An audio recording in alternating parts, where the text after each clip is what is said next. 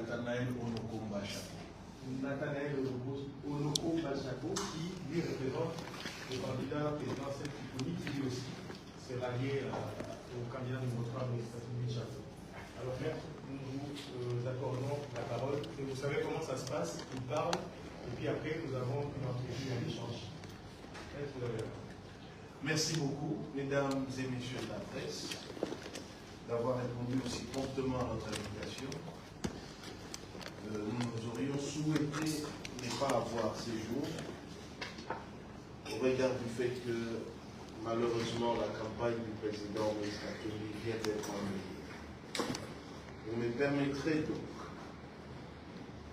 avec tous les respects, que nous observions une minute de silence en mémoire de maître Dido Kassindi, président de la jeunesse d'Ensemble, qui aujourd'hui vient d'être tombé au champ d'honneur, victime de l'intolérance et victime de l'arbitraire.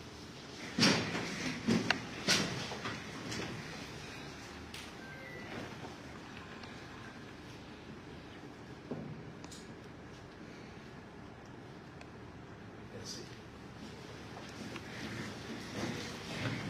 Sans plus tarder, je m'en vais procéder à la lecture du communiqué de presse Ensemble pour la République, mais aussi du mouvement Congo Yamakasi, qui constitue cette plateforme électorale qui regroupe toutes les personnalités et forces politiques qui soutiennent la candidature de Moïse Katumbi Chapwe à la présidence de la République démocratique.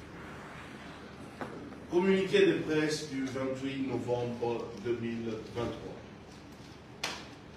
C'est mardi 28 novembre 2023, le cortège du président Moïse Katumbi a été délibérément attaqué sur le boulevard Joseph Kabila à Kindu.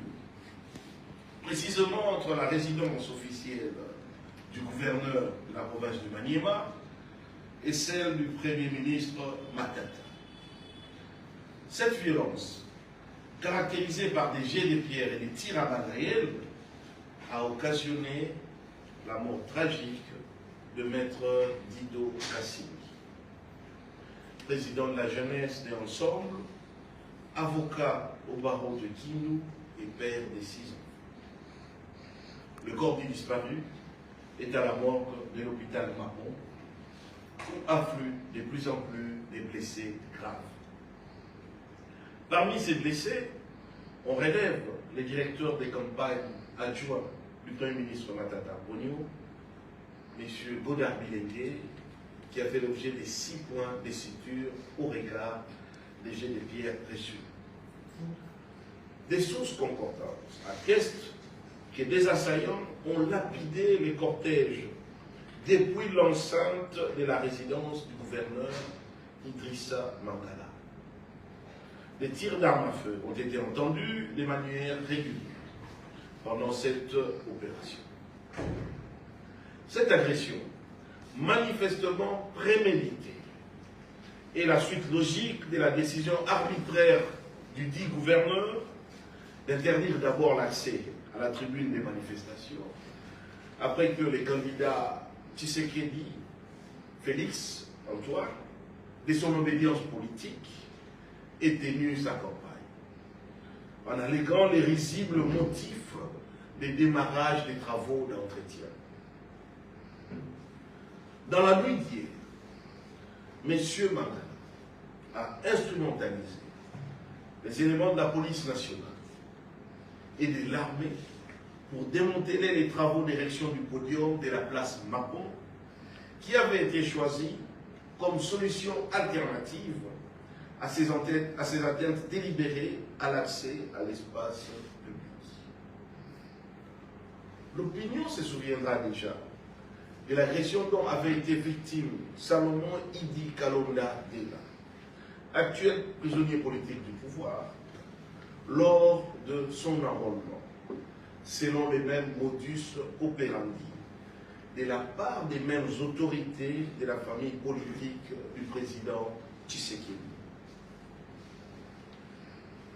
En dépit de l'assassinat ignominieux des chérubins au Québec, de l'arrestation arbitraire de l'honorable Mike Mukebai Kosuma, de la mise en clandestinité de l'honorable Daniel Safou Uchemou et de toutes les provocations, notamment l'interdiction décrétée par les services des avions des campagnes clouées au sol en Afrique du Sud, dont nous réclamons encore la libération pour rejoindre l'équipe de campagne du président Katumbi.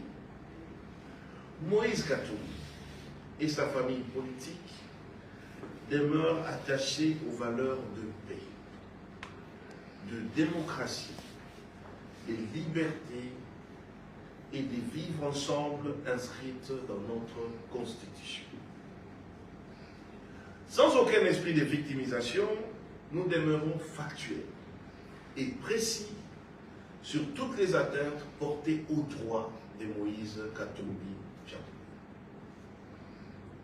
Le climat d'intolérance, l'utilisation abusive des services de l'État au profit du candidat Félix Tshisekedi et les discours de haine reflètent les désarrois d'un camp politique qui a raté lamentablement les débuts de sa campagne électorale, exposé à la débâcle et au rejet de notre peuple face à la vacuité abyssale de son bilan. Nous en appelons aux autorités nationales à revenir à la raison en assurant leur mission constitutionnelle de neutralité qui consiste notamment à garantir les libres accès à l'espace public et à assurer l'égalité entre tous les candidats. Nous en appelons aux observateurs, tant nationaux qu'internationaux, à toutes les organisations de défense des droits humains, de mener des investigations sérieuses sur les attaques des Kindu. Nous en appelons à nos partenaires attachés aux valeurs démocratiques d'activer instamment les régimes des sanctions contre les responsables qui s'emploient à empêcher la tenue des élections libres et démocratiques dont les résultats reflèteront la volonté du peuple congolais. Nous exigeons des autorités nationales, si elles ont encore l'essence de la neutralité de l'État, la suspension immédiate du multirécidiviste et intolérant gouverneur Idrissa Mangala et sa mise à la disposition entre les mains de la justice.